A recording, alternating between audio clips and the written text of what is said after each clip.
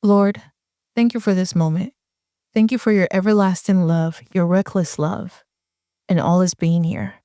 Father God, I ask of you to please bless us with joy and peace in the little things and in everything that we do.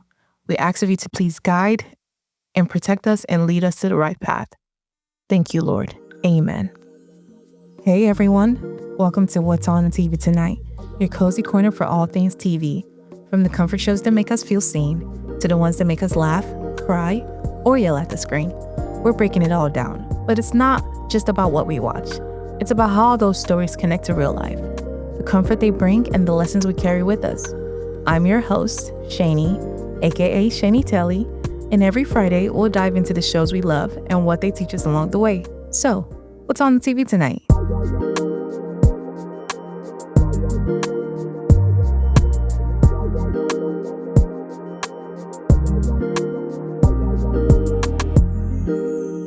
Hello, and welcome to the podcast. Welcome to another episode of What's on the TV Tonight, a SeniTelly podcast. I know, I don't want to hear it. I know it's been a minute, but listen, your girl is just busy. It's just really what it is. Like, she's just busy. And it's like, I have not carved out a time where I can properly shoot episodes and have a schedule, but I'm gonna figure that out come season 2. We are almost through with the season. 3 more episodes left of the season, and we're gonna take a break. And it would be a season finale break. So till then, I guess. But yes, welcome to this episode. I don't know if you haven't read the title yet. It's about Michael Jackson. And honestly, that's all that's been on my mind is Michael Jackson for the past 3 weeks, I want to say now, since the movie came out. It's just my whole orbit, my whole life, my whole mind, my thought process, every single thing has been Michael Jackson. And it's just insane how much he has taken over my life. I did not expect that to happen. I really didn't. Like when I saw the Michael trailer coming out, I was excited for it. I'm like, yeah, I definitely want to see this movie because I've always been a huge supporter of Michael Jackson. I wouldn't say I was a diehard fan, if that makes sense. I was just more of a person that just really appreciated his craft and just what he stood for in general. So I always liked him. But after watching this movie, I've turned into a fanatic. I have turned into a Michael Jackson fanatic. Or would I say, I guess I've turned into a Michael Jackson stan. That's really what it is. I kid you not, I am obsessed with Michael Jackson to the point where I have him as my wallpaper on my phone. This is how bad it is. I am at work listening to Michael Jackson. It's so bad. My TikTok algorithm is Michael Jackson. My Twitter algorithm is Michael Jackson. Instagram is Michael Jackson. The only thing that's not Michael Jackson is Snapchat because it's who goes on Snapchat? But everywhere else, it's Michael Jackson. YouTube, Michael Jackson. I'm literally on YouTube watching his old stuff. You guys, I followed Michael Jackson on TikTok and Twitter. Like, why am I following Michael Jackson? He's not here anymore. So it's so bad. And it's I don't know how to get back to my normal self 3 weeks ago self. I don't know how to get to that person. I don't know how to get that person back, honestly. And it's I'm not mad at it, to be honest with you. As much as I want to find normalcy or go back to the way I was before being obsessed with Michael Jackson, at the same time, I don't, because I literally always want to see Michael Jackson on my timeline. The other day, I got scared because I was watching Beyond the Villa, and when I watch something, I like to go on Twitter and see what everybody's talking about. So I started seeing the conversations with Beyond the Villa, and I started liking some stuff. The next I realized Michael Jackson content was disappearing from my timeline, and I got scared. I'm like, oh my gosh, my timeline is now being consumed by Beyond the Villa. It's the algorithm is read okay, now I'm interested in this thing, so let me remove the other things. I got scared and my heart started skipping a beat that, oh my gosh, I'm going to lose him again. This is how bad it is for me. This is how bad it is for me that my heart is skipping a beat for the potential idea of losing Michael Jackson on my TL. It's so insane. So I quickly went to go find one post and and retweet just to make sure that the algorithm reads that, listen here now. Just because I was looking at some Beyond the Villa stuff doesn't mean I forgot about Michael Jackson. I want to continue to see Michael Jackson content. I do not want him to disappear again. I do not want him to disappear again. I don't want to lose him again. Literally, this is how serious it is for me. And it's like, I wish I was born when he was at his prime. I wish I was born when he was going on tour to where I could go. I have the money to go on tour to go watch his shows. And like his shows were $20. Like I would have been there sat front row. Like, I'm just like, Mom, I don't know why you didn't give birth to me on time. Like, this is so crazy because I wasn't even an idea. I wasn't even a thought, let alone like being born at that time. Like, it's so insane. The fact that Michael Jackson's era was like 50 years ago, 50 years, 40 years ago. Like, the fact that most of his top hits are old, 40 thrillers for 3 years old, off the wall, like almost 50. Like, it's so insane the hold he has on me and other people. And I'm so glad because when I'm on TikTok and Twitter, like it's not just me that's having this craze and having this urge and just feeling of just wanting to know and be and see everything about Michael Jackson. I think it's because of the fact that we weren't around when he was in his prime. We weren't around to show him how much we love and support him. Like we just weren't there because we were either not born or we were way too young. Like when he passed, I was only 9 years old. So even hearing his passing at 9, I didn't understand the magnitude of it all because to me, it was just, oh, another famous person died. I didn't really think about it at, oh my gosh, the greatest of all time just passed away. I did not see like that. But now that I'm 26 years old, I finally understand the gravity of it all, the magnitude that Michael Jackson held, to be honest with you. Like, now I appreciate him more. Now I am grieving him at my big age of 26. Like, I've literally cried about Michael Jackson. This is how serious it is for me. Like, the movie just woke something up in me that was dormant. Essentially, it woke something up in me, and it's like, I don't want it to ever die. Like, I want to continuously see Michael Jackson's content day after day after day after day after day. That's how serious it is for me. And it's like, I definitely don't want to let it go. I don't. I've seen the movie 3 times now, and I've already booked for a fourth time. So, yeah, I'm really deep in it. Like I do, I don't know how to derail from it. I like this is the path I have chosen to take, and I am sticking to it. But really, let's get into this movie and how Jafar Jackson, first of all, performed as Michael Jackson. Like it got to a point where I was like, wait, is this Jafar? I was confused. I'm like, is this really Jafar? Because it's giving Michael. Like, even like his bad performance, his Billie Jean performance, like I'm looking at flashes of Michael as he's performing these songs. I'm like, this can't be Jafar.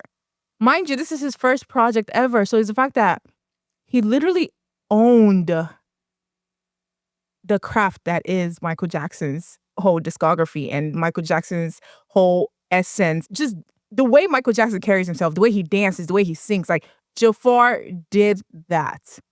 Mind you, his first ever project. And I'm so deep in it. I was watching so many interviews of Jafar and his process and how the fact that before he even like auditioned for the movie, he was already practicing it 2 years prior. Once they already had like he heard word of, oh, there's gonna be a movie. He was already wondering who was gonna play Michael. He was like, I wonder who they'll pick. And the fact that the producer hit him up about it, mind you, this was before even like auditions have even started or anything like that. He was like, hey, we're thinking about this, then and third. And then before I could say Jack Robinson, Jafar has already started practicing. Enrolled in acting classes, started practicing dance moves, singing. Like, and it's so crazy because like I listened to one of Jafar's songs and I kid you not, sounds like Michael, which is so insane. And it's so crazy how genetics work. Like, what do you mean Michael's brother's child is the one that plays you years after, is the one that literally has your whole essence? Like, it's so nuts. It's really insane. And the fact that it's Jermaine's son is the most funniest thing ever. Like, I love all my brothers, including Jermaine. Like, it was so funny. But Jafar, I've never seen someone I don't think I've ever seen a first act. I've never seen someone as their first project be a big project, first of all, and do so well on it the way he did. Like, Jafar is set for life. And the fact that the movie's already reaching 500 million in the box office says a lot. And I hate the fact that, first of all, they tried to bring this movie down with the critic Rotten Tomato reviews. And it's like, I love the fact that people didn't even pay that any mind and showed up, period. Because I don't know what the heck the critics were looking for in that movie. And I don't know why they couldn't just appreciate the art and just the beautiful craft that it was, instead of they were looking for something that wasn't there.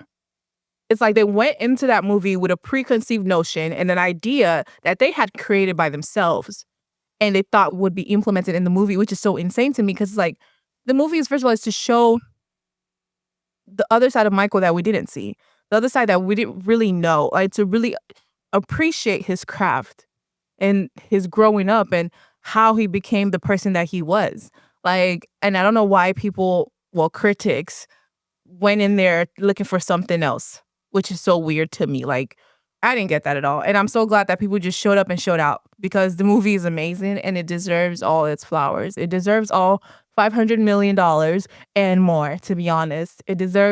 Honestly, it deserves $1 billion, and I hope that they do get to $1 billion box office. So hopefully my fourth time I'm going to go watch adds in another $20 in there, okay? Adds in a little $20 in there, because why not? Because I need them. I really need them to get to 1 billion. Like, it's really that serious for me. And the movie's only been out for 2 full weeks now, so we're entering into a third full week. And I personally feel like they could 100% do it. But yeah, the movie was so good, and I really loved how, first of all, the little boy that plays younger Michael Giuliano, like, I don't like these children are just so talented. My gosh. I was looking at little dancing clips of him and the way he was literally dancing like Michael. I was like, how the heck did they even find this boy? The cast was just 10 out of 10. Like, no hiccups on the casting whatsoever. The only thing I was bummed about is the Diana Ross casting, because they did cast Kat Graham, and the fact that they had to cut her scenes because of the whole Diana Ross legal issue thing. And it's like, Diana girl, like, vibe out. Like, why are we tripping? Enjoy the movie, because like it's really not that deep. Like, girl, what are you trying to hide from us? Literally. I don't get it, Diana. Vibe out. But yeah, that's the only part that I'm like, oh damn, I wish I could have seen Kat Graham as Diana Ross. And also I would say Janet not being there, but then again, honestly, I really didn't care that much about it because of the fact that majority of it I feel like didn't need Janet in there. Like, especially like growing up, seeing the, I guess, Jackson 5 evolve, Janet was barely maybe 1 or 2 years old. So we didn't need to see her there. I guess the only time I'll be like, oh yeah, we could have seen her is like the Pepsi accident, them going on tour, like just that after, like towards the ending of the movie, I feel like that's when, okay, Janet being there would have made sense. But even then it's like, it really didn't matter. But I'm still wondering why she really didn't want to be in it, especially as being Michael's closest sibling. But then again, I feel like it's also like she doesn't want to revisit the fact that trauma, the fact that her brother is not here anymore, he's gone. But I don't know what her reasons are, but either way, it was still a really good movie, to be honest. Like, it was still a good, like, even though they had to do a lot of cuts because of this and that, it still was it was well done. It was executed well, in my humble opinion. And I can't wait to see it for the fourth time. I wish it was 4 hours long. I wish they had kept the original cuts. I wish they did. I wish. But hey, there's a part 2 coming out. So I'm excited for that. And also, let's get into Coleman Domingo. That man as Joe Jackson. And I saw a tweet, it was like, Coleman made me realize that Joe never closed his mouth. And I'm like, when I think about it, I'm like, damn, every pic I've seen of Joe Jackson, his mouth was always open. And it's like, Coleman did so well. Like, he started to make me hate him, which is crazy because, like, I don't hate Coleman Domingo. Like, that's how well he did. You know when an actor does good at their job is when you start hating them. Like the dude from Diary of a Mad Black Woman. I forgot his name already. But the bald guy, the one that did My Girl Dirty, every time I see him on a show, a movie, I always got beef with him. Also, the guy from Why Did I Get Married, the one that did Jill Scott's character wrong, I'm always get beef with him. Like, it's really that serious for me. And so the fact that Coleman Domingo did his thing as Joseph Jackson is just, mind-boggling. The guy can act. He knows what he's doing. But it was just so honestly, the movie was just so beautiful to see, and it just really gave me another point of view of who Michael Jackson was and why he's just this big, prominent figure and the way he was raised, and it's like it's so sad, and it made me I think that's what made me also really emotional, the fact that he's gone now, and now he's getting all this love and support, but I wish he had that while he was still alive.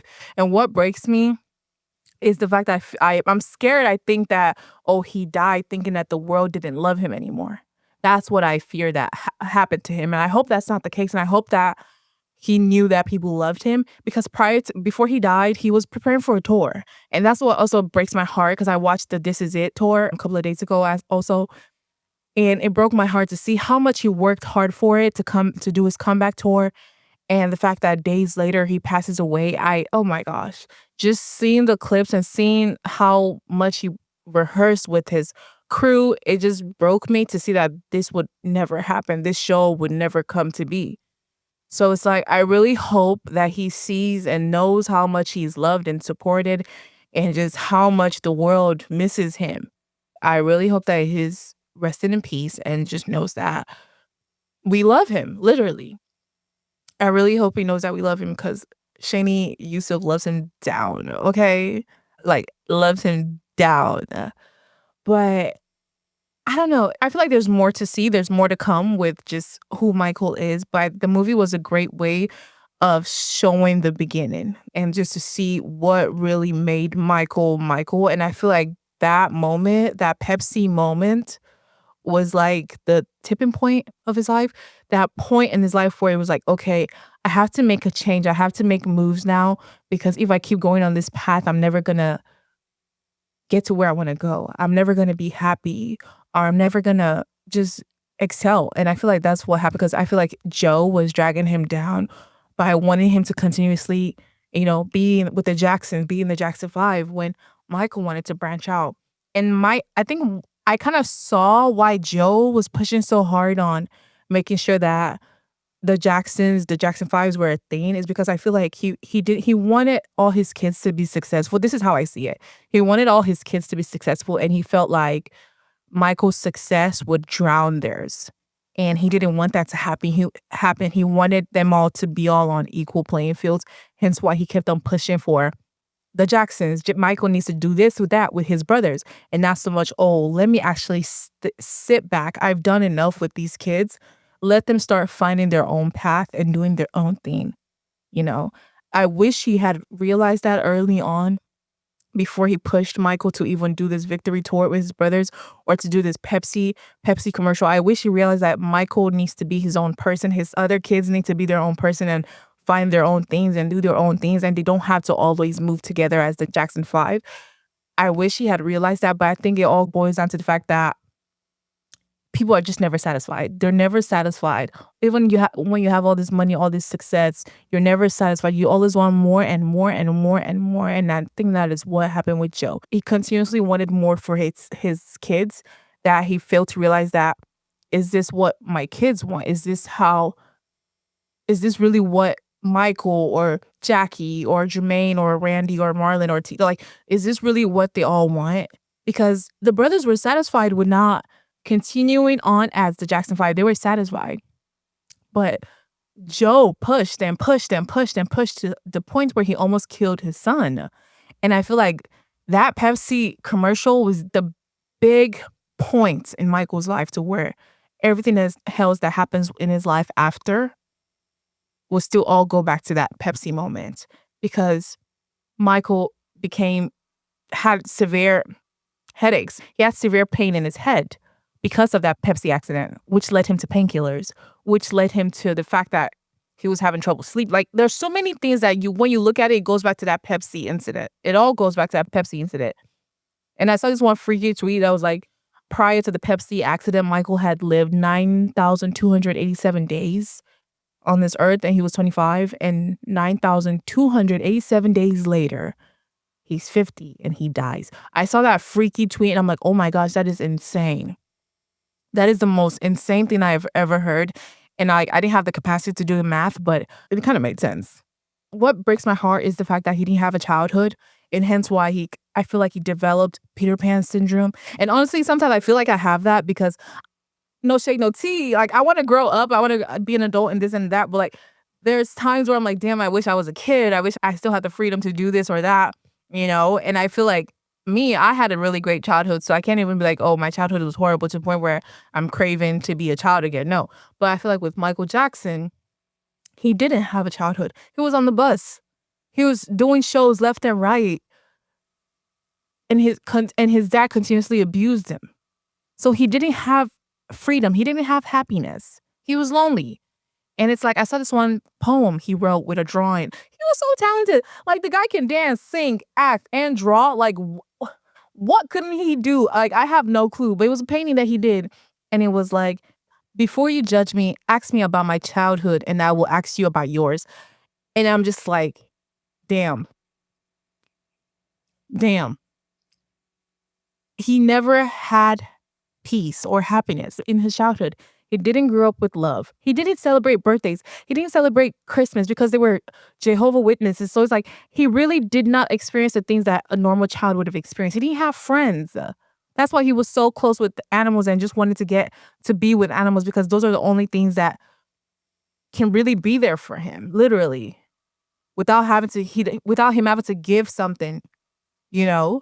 So it's just that's why like my biggest wish, and I pray that he is resting in peace and he knows how much he's loved, how much millions of people love him and support him. Today I saw he has 90 million listeners on Spotify. 90 million. All his songs are trending on Apple Music, on Spotify, on Billboard, like literally top 10.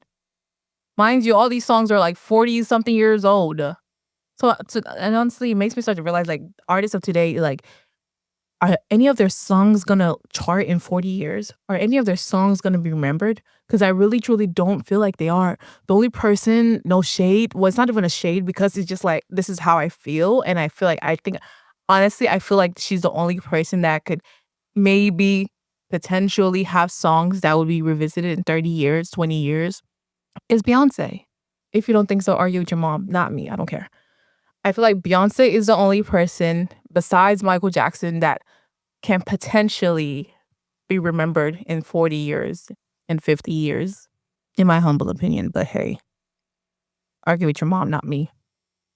But I don't know. It was just a really fantastic movie, and I can't wait to see it again for the fourth time. And it's so crazy. Every time I watch it, it feels like I'm watching it for the first time, and it's so good. I've never done this before. I've never watched a movie 3 times in the movie theater. I've never. No, I don't know if it's because I got AMC A-list, so honestly, I'm making my money's worth. That's probably what it is also. But there's something about this movie that just continuously makes me wanna go watch it, and I can't wait till it comes out on streaming service so I could watch it so many times and nobody has to, like, look at me weird. LOL. But that's honestly what I've been obsessed with, and it's kinda hard to let go of it, and I refuse to let go of it, to be honest with you. Like, I am a Michael Jackson-aholic, and I have no shame in it, okay?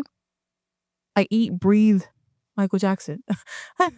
It's always like, do I have I started asking myself, like, do I have a crush on Michael Jackson?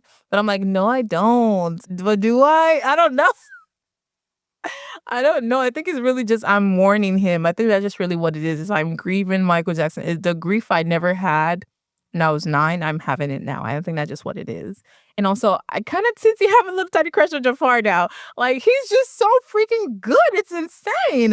Like, I was just really like shocked on how well he did as Michael. That it's hard to like still like grasp the fact that that's not even his son, it's his nephew.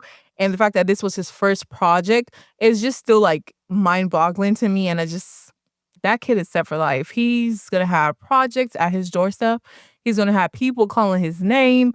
Like, he is set for life. Like, he's not gonna be known as, oh, Jermaine Jackson's son or Michael Jackson's nephew. He's gonna be known as Jafar Jackson. He is. That's how, just because of how talented he is. And also, there's something he said that kind of, I was like, oh man. It was like a bittersweet statement I took it as a bittersweet statement. But he did an interview, and I think it was Kelly Clarkson, where she asked, would you ever pursue music? And he was like, he thinks he's gonna take a step back on music because he's seen the standard that it's supposed to be at by performing as Michael Jackson that he feels like he can never put out anything that would be on the same level. And it's like, damn, give yourself credit. Like, yes, it's sweet because like he acknowledges how great and amazing Michael is and how there's no one that could ever compare to him. But I took it as also like a bitter statement, not from him, but on me. Like I felt bad in terms of like the fact that you feel like you can't get there because I think he can. He's just really talented, and I feel like he might not get to like the greatest of all time level of Michael Jackson, but like I feel like he could still have his own thing, his own level, but he's so humble.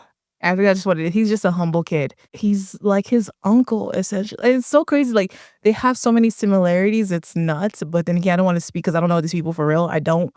But just from the interviews that I've seen and the way he just carries himself, it's a lot of similarities to Michael. It's freaky.